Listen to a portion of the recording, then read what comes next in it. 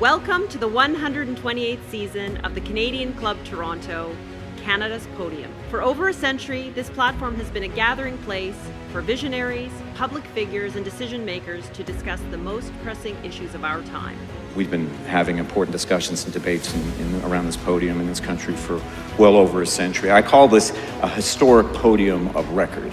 Our club's always been a forum for visionaries, public figures, and decision makers to command attention to the issues of our time. The Canadian Club is one of the most important podiums anywhere in the world that a Canadian can speak to, tell Canadians what it is that they think, develop those thoughts. And so I want to thank you for that very, very much. Please join me in thanking our esteemed panelists today. Through our programs and events, including our youth and young leaders programs, our diversity partnerships, our joint events, and our media and social media opportunities, we offer you access to dynamic political, social, and business figures from abroad and right here at home. The platform from which the eloquence of Canada has flowed all of that time, whether it be business, education, politics, sports, arts and culture. If someone wants to say something to Canadians about this country and about the future of this country, this is the venue you choose.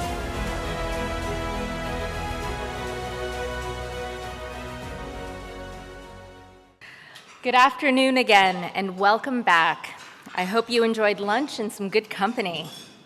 My name is Shazanne Chu, President of Canadian Club Toronto for our 129th season. I'm thrilled to be your host today.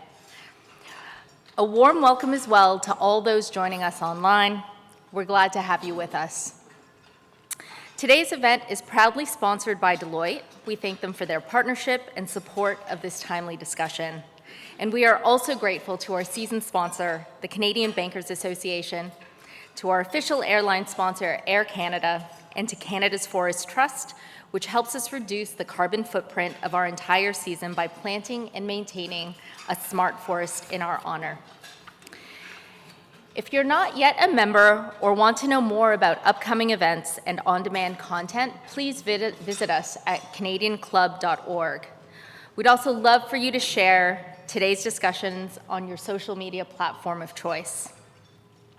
Now, I'm sure many of you have questions about today's topics, whether that's AI-driven fraud, phone scams, or how public-private partners can better collaborate. Please use the question cards on the table, and our volunteers will collect them and bring them forward. And for those joining us remotely, please use the Submit a Question button on the right-hand side of your screen. And now, I'd like to invite Todd Roberts, partner at Deloitte, to introduce our esteemed panel. Todd, the podium is yours.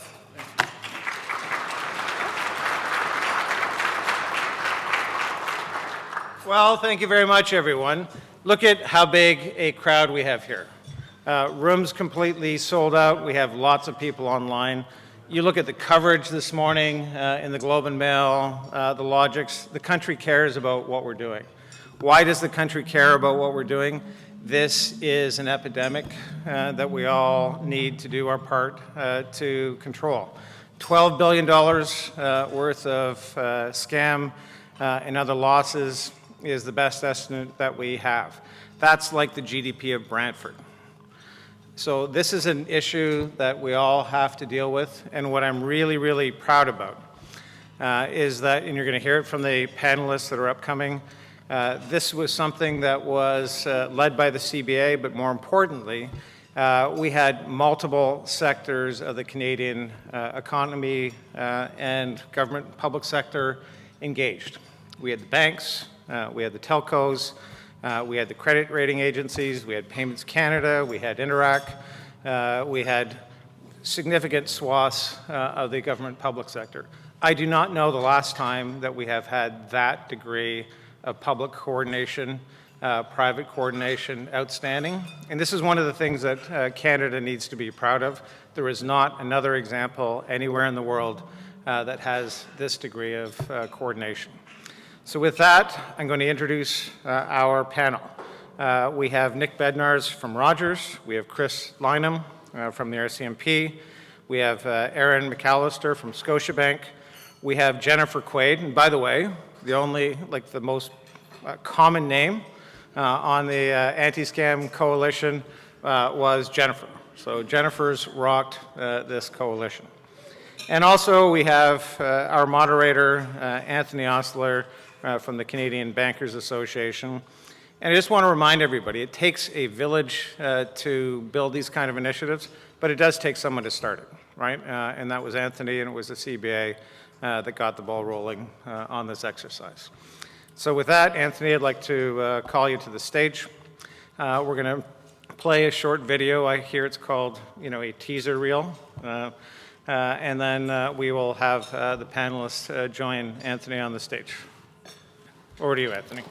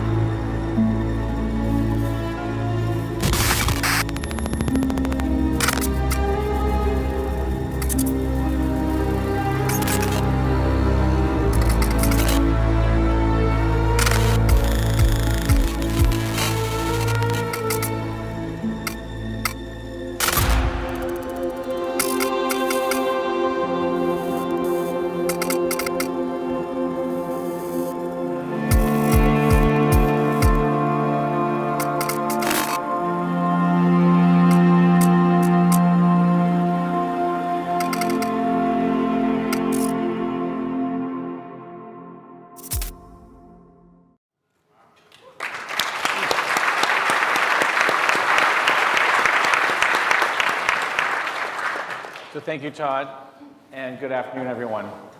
I want to begin by acknowledging the gravity of the figure Todd just shared.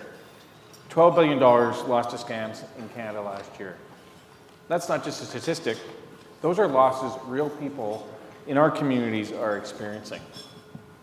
And these funds are often redirected into organized crime, fueling the drug trade, human trafficking, and even terrorist financing. The impact is real and deeply personal for many Canadians. These scammers are manipulating individuals, often in moments of vulnerability, and their methods are fast evolving. Scammers are nimble and exploit technology across jurisdictions, nationally and internationally. Despite significant efforts of many organizations and sectors, we have seen an increase in scam losses over the years. Recognizing this, early in 2024, Deloitte, Interact, and the Canadian Bankers Association started analyzing, benchmarking, and brainstorming on how to tackle this issue, including the concept of a voluntary coalition. The CBA then convened with its board support a national anti-scam roundtable last summer to discuss the growing problem and the need for a collective response. We all agreed no single organization or sector can tackle this alone. We need a new model built on shared responsibility and coordinated action, and we immediately recognized the urgency. From that roundtable, the Canadian Anti-Scam Coalition was born. This coalition is a voluntary public-private initiative spanning financial services, telecoms, technology, law enforcement, and government. It's a powerful example of what's possible when we come together with a common purpose: to protect Canadians and disrupt scammers. Today, we'll hear directly from some of the leaders who have helped shape the coalition and drive its momentum. They will share insights into what we've been doing, what they've been seeing on the ground, and how we can continue to strengthen our collective response. So with that, I'd like to kick off the panel by asking Jen to tell us more about why do we need cross-sector collaboration in the fight against scams. Thank you for that, Anthony. And thank you for your opening remarks where you very clearly pointed out the need for all sectors to work together. We've tried doing it alone. Scams aren't new. We've been trying to combat them each individually alone for a long time. It's not working. And the role of cross-sector collaboration is to fill the gaps It's to fill the gaps in the knowledge. The banks and the telcos and the platform providers and all the different areas each have a piece of the puzzle. But if we put all of those pieces together, if we work together, we can actually get ahead of the scam trajectory, and we can stop making Canada quite such a lucrative target. Collaboration is the only way forward. Yeah, it's amazing. And if you think about some of the work that we did studying globally, we saw an example in Australia where the government asked the key sectors to get involved, and it's been very successful. I think the key difference here is that we're voluntarily doing it, but we've seen what good looks like, and we're doing this, all the different stakeholders are doing this voluntarily because we want to help protect Canadians. So it's exciting to see how that's coming together. So Aaron, what do things look like on the ground in the fight against scams and scammers? We're seeing increased sophistication. We're seeing increased involvement of multinational organized crime. We're seeing increased malicious use of AI for translating scam text and hooking victims. We're seeing a growing criminal marketplace where the trade is in consumer information and tools, including software as a service, to con consumers and deprive them of their funds. As the banks and other organizations have increased controls to protect consumers and services, we've seen threat actors target those consumers directly. Wow. It must be heartbreaking. I'm assuming you hear some pretty terrible stories on a daily basis, eh? We do. We hear those stories, but we also see a lot of opportunity right. In raising awareness of scams, partnering across sectors, as we've talked about, right. And working to better protect Canadians. Well, what's amazing for me is, I'm obviously a generalist, but to have experts like you, we have so many great people across all our sector, all our participants in the coalition. We're able to fill in those gaps that Jen was talking about and think about best practices and things that work from different industry perspectives and how we can collectively advance things. So I really appreciate you sharing that perspective. So Chris, how have you seen scam techniques evolve over the years? Because obviously there's quite a bit of evolution through time with all the tools and things that are out there. Yeah, absolutely. I would start with, there's probably parallels to like the Industrial Revolution, where what I would say is what we see now has become very industrialized. A lot of the operations are cybercrime as a service. So these organizations, and they can start with just a few folks, really figure a way to scam Canadians or businesses at scale, offering platforms that then other lower-end fraudsters or scammers can leverage. And then even in the last, I'd say, year, now those cybercrime as a service are fully leveraging AI to help them do it more at scale, even more at scale, which is even more frightening. I'll also say, I'd say the trend, I would also say, I'll maybe use the viciousness of what we've seen, particularly targeting seniors, vulnerable folks, new Canadians, and it could be on a sort of romance type of approach, but just sheer creating the conditions that people lose their life savings, sometimes overnight, sometimes it's over a protracted period. And it is absolutely heartbreaking when we get a call. I operate a call center at the Canadian Fraud Center. It's a senior citizen. They may not even realize they've lost their life savings, but when they explain what happened to us, we say, yeah, you've lost all your money. And they're like, well, I'm not going to be able to pay my rent. And you're, my folks are the person hearing that. And then it makes you realize, like, this is no longer, just some individuals operating from their basement. Those people still exist, but we're now facing this industrialized threat that is siphoning off huge portions of this country's GDP. That at this time, where things are in the world, we need that more than ever. We need less of that GDP to go into the bad folks. So. Yeah, it's a challenging space to be in right now, but that's why it's so crucial to have an initiative like this to help us tackle it. Yeah, it's helpful, Chris. I mean, it's devastating. I think that's one of the reasons we've all been so motivated to help advance this, is to help protect Canadians and help them get the support, what we could do as a coalition, but also giving them the skills and the information and stuff to better protect themselves. So it's a good segue to Nick. You play a unique role at the intersection of banking and telecom. Can you tell us more about your view on the importance of cross-sector collaboration? I do think it's paramount importance, largely because the what do we call them, fraudsters or scammers, whatever you like, they don't operate by sector. They don't operate in silos. So we can't, because they're going to have many legs up over us if we do. Right. What we do see, though, is that when you can marry the two together, the data that you get can actually get you to catch this much faster. You could reduce the blast radius way faster. And that's really what it's all about. Because like we're all Canadians, but our purpose is to serve Canadians. I think that's what behooves us to pursue this, and why cross-sector matters a great deal. And then if you think about the approach, it's not like they just use phishing or smishing. Like they could be using social, they could be using anything.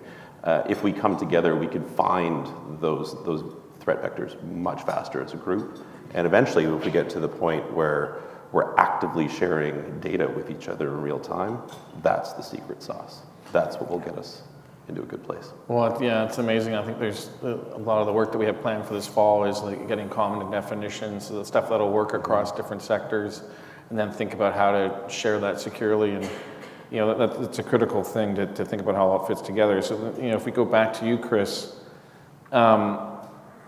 we obviously now understanding why it's important to be to collaborate. But what's the most shocking scam or fraud that you've seen? There's probably some devastating stories out there, but what made your whole team cry? Or amazed at what people can do? I'll go back. We operate a small call center. It's based at the Canadian Fraud Center out of North Bay. It's a partnership with the Ontario Provincial Police and the Competition Bureau. The call takers, they face people in despair, and again, sometimes when they call us, they're not even really sure if they've been scammed. And then there's this when my folks will sort of explain what they think's happened, there's this pause of it sort of sinks in, and then it almost then changed into sort of a victim support type of approach. And then there's some where people will call in. They are in mental distress, they've maybe already called the police locally, reported it, but they realize the full economic or social gravity of what's happened to them, and they're threatening to end their lives and sometimes the people around them. My folks try and keep them on the call. We, in the background, will get local police to go to that person's house and try and do a mental wellness check. That's happening almost on a weekly occasion now. And then maybe the other end of the spectrum, we had a case recently where a gentleman, well-versed in finances, investment, he lost $5 million to a crypto investment, sort of cryptocurrency-themed scam. And guess what he didn't do at the outset? He didn't report it, because he was the type of person that he was and the circles he traveled in, he was ashamed, which is another crazy part of this whole space, is that the victims, when they lose money, they lose parts of their social connections. They just keep to themselves. And so fortunately, the RCMP was able to work with that gentleman and have some success. But it just runs the gamut of that individual vulnerable person to well-versed person. Anybody can fall victim to this, and the scammers are only getting better, and hence why we got to get better. Yeah, it's mind-boggling. I think about that social cost or that kind of stuff, but then how clever the scammers are. I mean, and then they're going to, as you say, with AI and other things, they're just going to continue to learn. And they have psychologists and whatever, they're profiling people. It's crazy. If you think about where they're successful, is they're playing on emotions. They're playing on greed, fear, or lust. And often if a bank teller or a service agent somewhere through the value chain come across these individuals that are being scammed, it's hard to break past that emotion. And so I think a key part of what we're trying to do is also give them the skills and tools to learn more. So Jen, you run the Canadian Cyber Threat Exchange, or what we call the CCTX.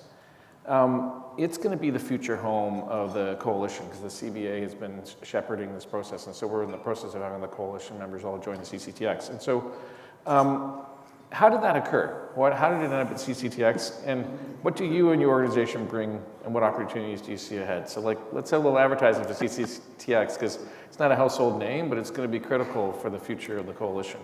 So thank you for that. The CCTX has been in the collaboration space for almost 10 years. We'll be 10 years old in December. We were formed by 9 of Canada's largest companies who came together with the realization that cybersecurity cannot be a competitive advantage. We need to be working together, collaborating on what we are seeing, the risks and the resiliency strategies in order to get ahead.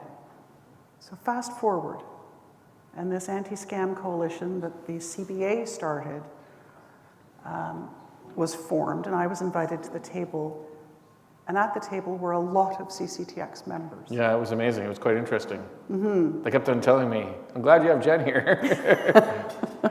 So the role that we're going to bring, and I think the benefit to having this rest within the CCTX is that 10 years of experience and expertise in collaboration, in encouraging organizations to work together in a meaningful way, and in breaking down some of the barriers that organizations feel are in place. Right.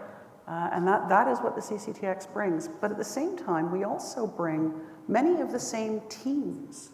So right. in a lot of your organizations, the fraud team sits beside or with the cybersecurity team. Right. So it is a natural extension. And so what we're going to bring is a common approach. We're going to focus on the trifecta of people, process, and technology. And we're going to help organizations to break down the barriers, to fill the gaps that we've just talked about, the gaps in knowledge and understanding, so that we can get ahead of the game. That's amazing. And, thank you for taking the leadership role in this part. As people may or may not know, but what we're going to do is having a steering committee within the CCTX that will have the coalition steering committee as part of it, and I will continue to be involved. I'll be chair of that steering committee. So it's exciting to be having this partnership and be able to advance that and having people move forward. So thank you. Well, thank you. Thanks. So Nick, Rogers has provided cornerstone support for the education campaign with its media assets. Why did you come to the table this way? Because it's incredibly generous, so thank you. You're welcome. Yeah. I'll tell you where it started. It's like when you brought us all together in Ottawa, this about a year ago, I think. Yeah, right? it was July 2024. Yeah. I don't really, I didn't really know where it would go. A bunch of bankers went out for dinner afterwards, and somehow we got on the conversation of smishing. But for one fraud professional, no one knew you could even forward a text, let alone there was a mechanism to record it that the telcos built with a machine learning model to block this stuff. And it sort of was that aha moment saying well, low-hanging fruit, we have an awareness issue. Right. This is easy to do. We've also made it simpler. You don't have to forward it anymore, it's just a button. But, and then later on, after getting to know Jen, I think it was your idea. If not, I'm crediting you with it. Participation? Yeah, sure. Yeah. Participation, yeah. She brought me back to my youth. I'm sure everyone here that's grown up in Canada remembers participation. You couldn't avoid it. I think it's the reason why I had to climb a rope in the gym at school. But it was omnipresent. It went throughout the whole year, and it just never ended, and it worked. And I thought, well, that's powerful. Mm-hmm. We need to get something that lives and lives and lives, because the Fraud Awareness Month that we all do now has become wallpaper. I don't think it's resonating with the average Canadian. And it's not just 1 month, because scams happen all year, right? Yeah, it does. And then, of course, Rogers, our purpose, we're here to connect and entertain Canadians. We have a lot of assets on purpose to achieve that. So we should offer it up. Right. And we did. Well, I think everyone has a role to play, but, Rogers' leadership in this front is truly appreciated, so thank you. It's a good idea.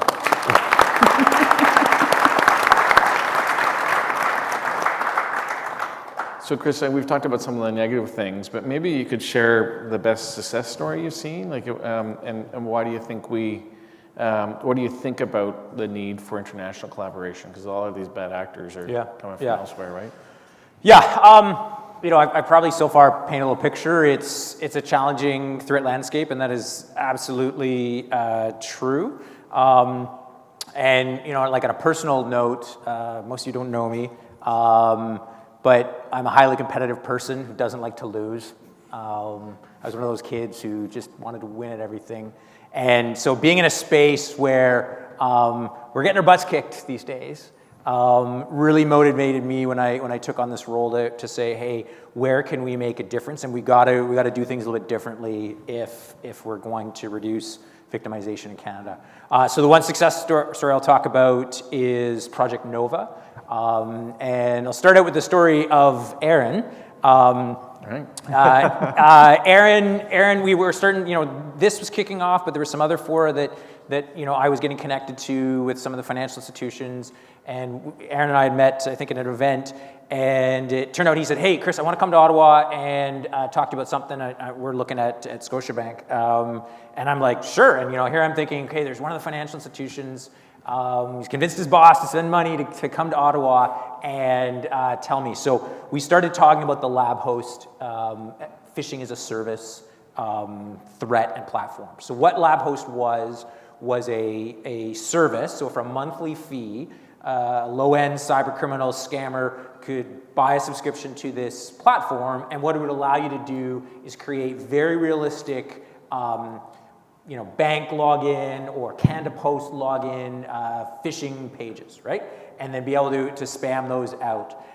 Very low technological entry to get into this. So we, based on some of the stuff Aaron and I had talked about and some other work, we said, okay, look, we got to do more about this. So there was an international effort with a bunch of countries that went down and took down the lab host platform about 2 years ago. And then what happened is we got involved about a year ago, a year and a half now, and said, look, we need to look at this data and see what's really going on in here in Canada, because this platform was specifically targeting Canadian users. So about a year of work, law enforcement effort, intelligence, we identified 5,000 Canadians who were using this platform. So that's 5,000 scammers who were victimizing their fellow Canadians and even people in other countries.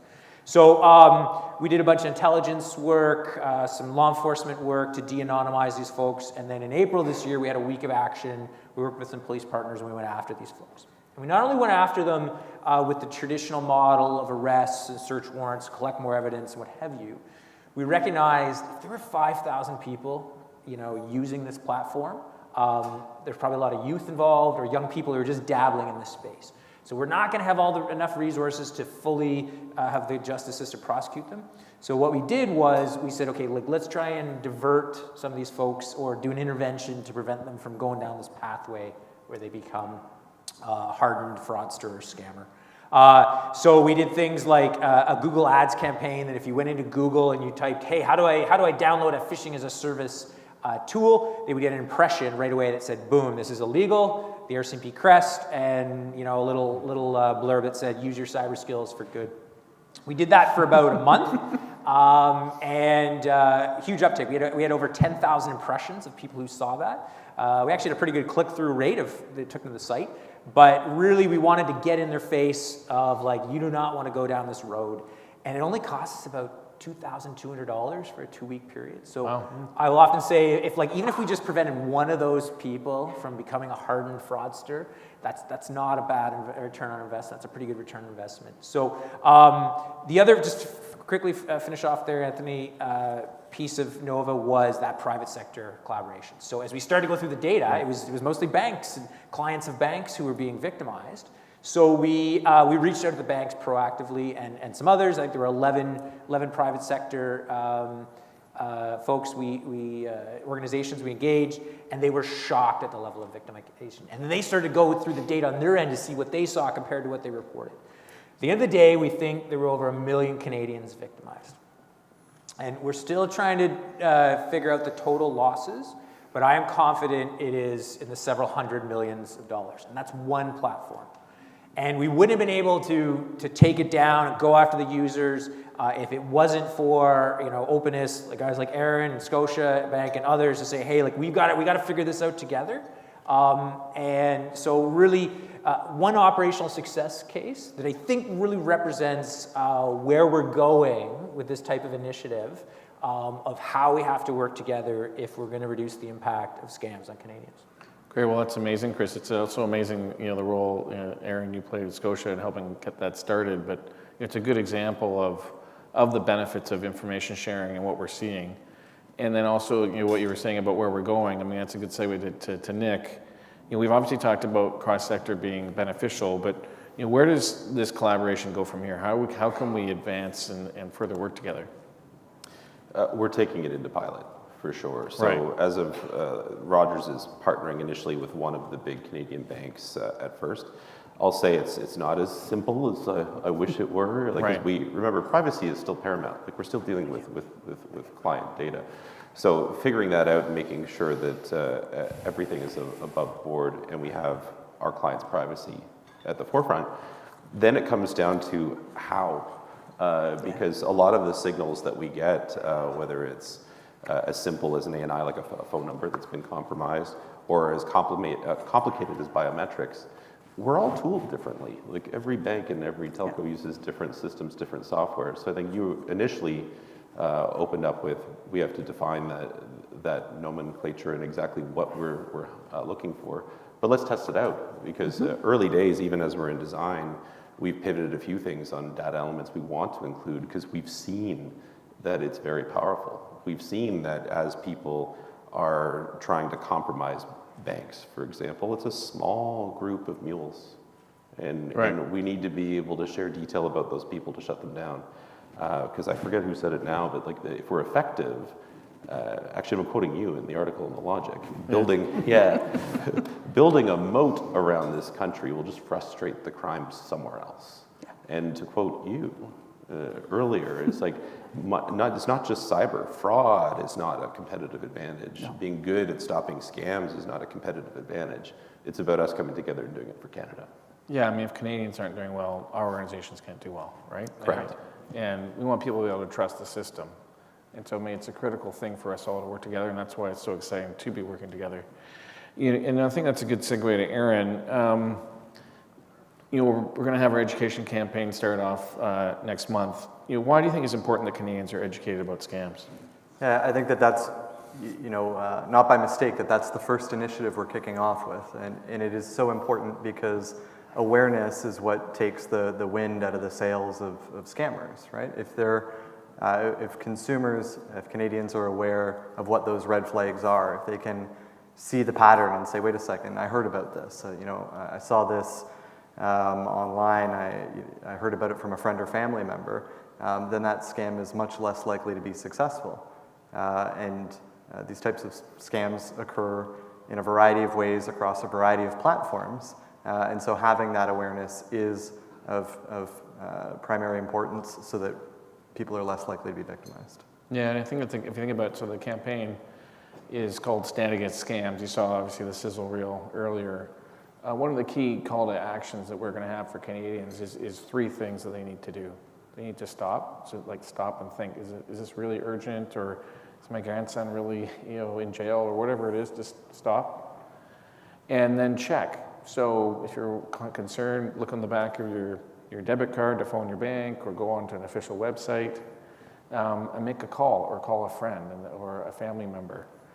And hopefully with that you're successfully able to avoid being scammed. And then with the talk, make sure that you share with friends and family members what you've learned, either from preventing a scam, or if unfortunately you are a victim of a scam, of educating people about it and sharing with it. There's millions of people that unfortunately have been victims.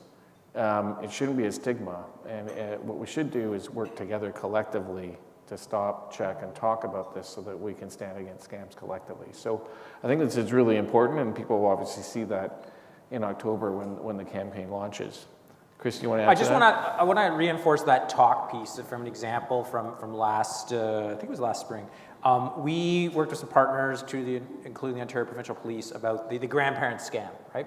Right. And a lot of the materials was online, or try and convince, maybe senior citizens of this country to like be aware of this and what have you. And we sort of said, okay, maybe we're not getting the uptake we want with that. And so we pivoted a little bit and said, look, let's focus on more on getting people to talk to the seniors in their lives, and say, hey, like mom or grandma, I'm never going to call you out of the blue saying I'm in jail, what have you. And we started to see this shift of like when it was talking about this with the people who might be victims or potential victims, like a major uptake in people's understanding of the issue. No, that's great. Thanks, Chris. So we've got several questions from the group.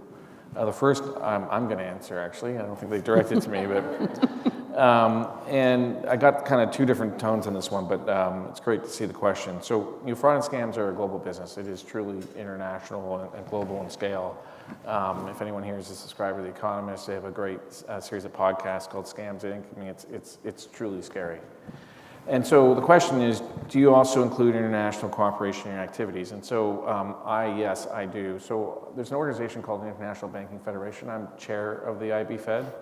I've been on the board for 3.5 years, became chair in January, and one of my first actions as chair was to set up a task force for sharing across all the global banking associations, which represent tens of thousands of banks globally and probably over 95% of banking assets, to share best practices and what we're learning in each country from how to prevent and stop scams, but also to think about how we can advocate and work together and learn from how other countries are operating. And so if you think about my remarks in early 2024, one of the reasons I started to think about scams was I'd come from an International Banking Federation meeting, and I was talking to my peers in the UK and Australia and seeing what they'd learned and what those countries were trying to do to fight scams, and some of the factors that had contributed to their growing scams. I went, those factors are present here, and scams are growing here. We need to do something. And so I was able to work with some great partners and then pull more and more people in. And Fabergé Organic, it just kept on coming together, right? But what's critical is what I learned is because of that international element, having global partners like a MasterCard or a Visa that have a good understanding of what's going on, having partners like SWIFT who are involved in international money movement is helpful, but there's also that broader element of thinking about how do we share best practices and work together. I've also been encouraging the Government of Canada to think about how we can coordinate, and have had a lot of great traction there. And as chair of the International Banking Federation, I had the IB Fed join the Global Anti-Scam Alliance this year, which is an initiative that does a lot of research and sharing of best practices globally, and has been very helpful to help inform the members of the broader IB Fed. And so we're not done, but what I'm hoping is that we create a higher common denominator of understanding and leverage that cross-sector element. So that's great, thank you. Next question, this one I think would be good for Chris, is how many scams originate in Canada, and then how many begin outside borders and are unenforceable? I think the question is sort of a law enforcement thing, like, yep. And how much do Canadian companies, actually,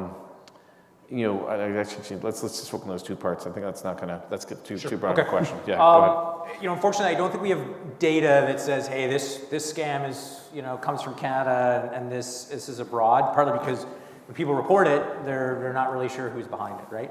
Mm-hmm. But there is, we know for a fact, there is cybercrime and fraud originating in this country. I talked about it. We need to do more about that, both on the enforcement side and that cyber offender prevention piece. And then, but there is a huge percentage that originates off seas. And, it could be anything from, these scam compounds we hear about from Southeast Asia, which are, luring people often through social media and tech platforms into investment type opportunities, but even state actors. We have North Korea, which is, on one hand, is the world's probably largest bank robber or stealer of cryptocurrency. They even, they scam businesses by having state employees who try and get jobs in your companies. and get hired remotely. So it really runs the gamut, and to the point is, from a law enforcement and even broader, is like globally, we've come together and say like we've got to work even closer together.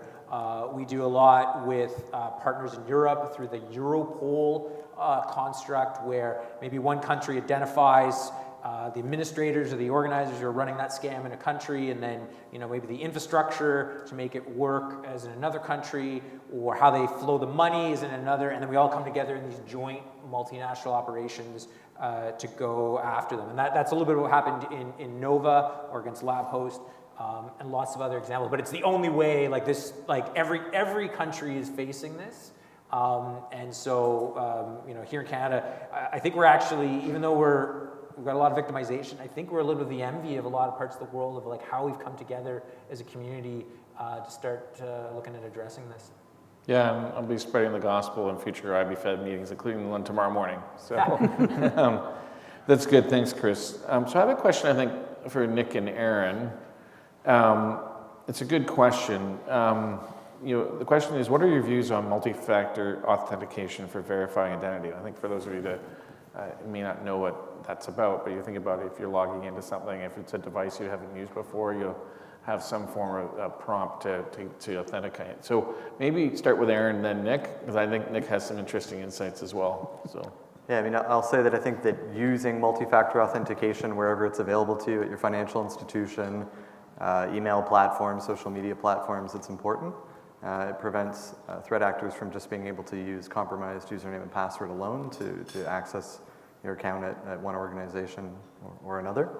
And there's different forms that can take, but certainly taking advantage of it where it's offered is very helpful in preventing malicious access to accounts and services. Yeah, so if you don't have multi-factor authentication turned on, that's an advertisement to say turn it on. Yeah. And then while you're at it, if you have any social media platforms that aren't locked, like aren't private, make them private.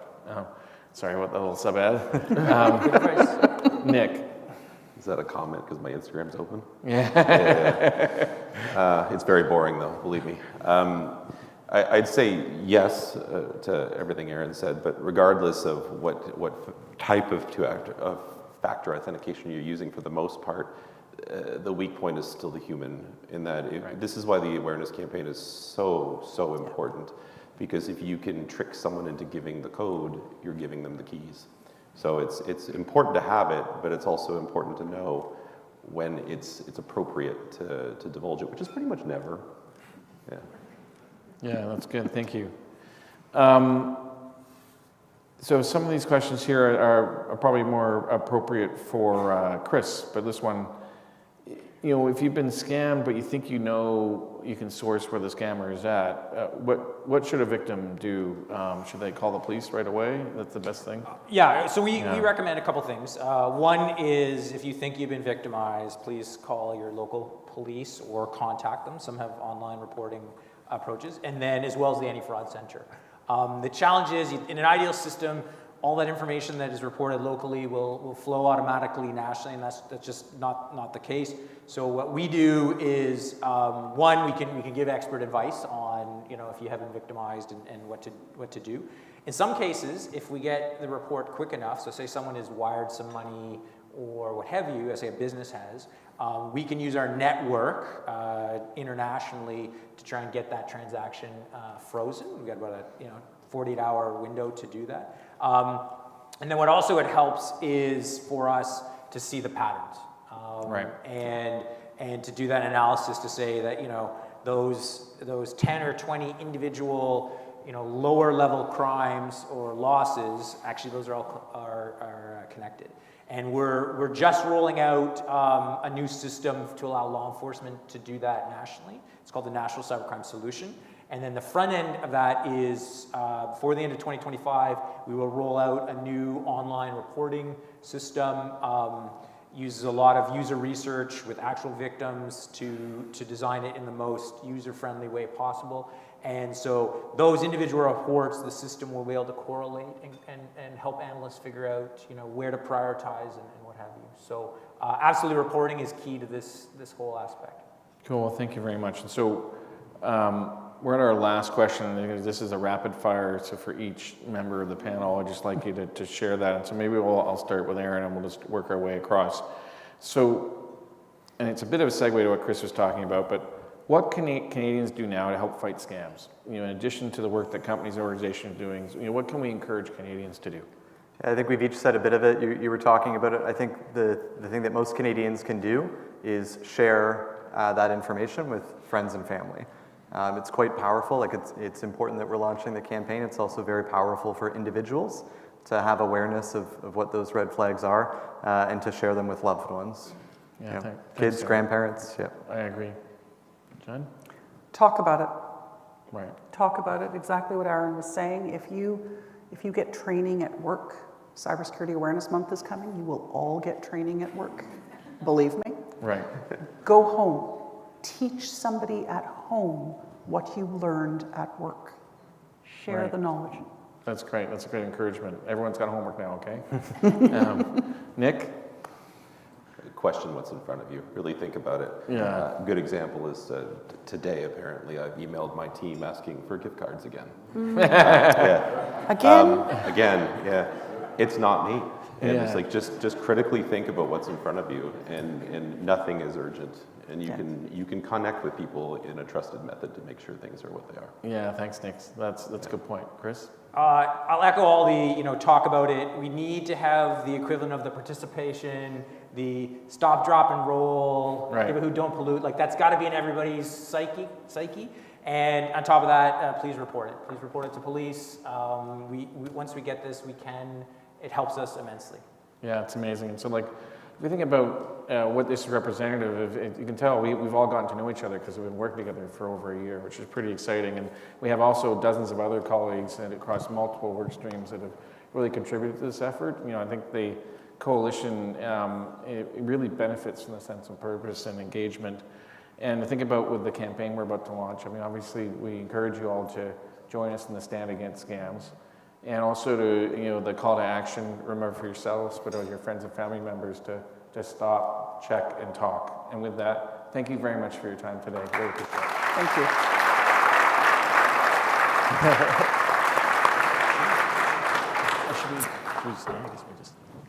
Thank you to our speakers, Nick, Chris, Aaron, and Jennifer, for sharing your expertise, your urgency, and your collaborative spirit. The challenge is immense, but today's discussion was a powerful reminder that coordinated action is possible. Anthony, thank you for your thoughtful moderation and your leadership in this space. Thank you once again to Deloitte for sponsoring today's event, and to our partners VVC Live for their outstanding technical support. There's never been a more important moment to engage in meaningful conversations, and we've curated a full and dynamic fall season. This Thursday evening, we're pleased to host the Commissioner of Competition, Matthew Boswell, and on September 18th, the CEO of Hoop, Ainsley Wallace, will take our podium. And on October 27th, we look forward to welcoming Victor Dodig, CEO of CIBC, as he reflects on his tenure ahead of his departure. For more details on these events and more, please visit canadianclub.org. We hope to welcome you back very soon. And once again, to all our members and guests, thank you for joining us today.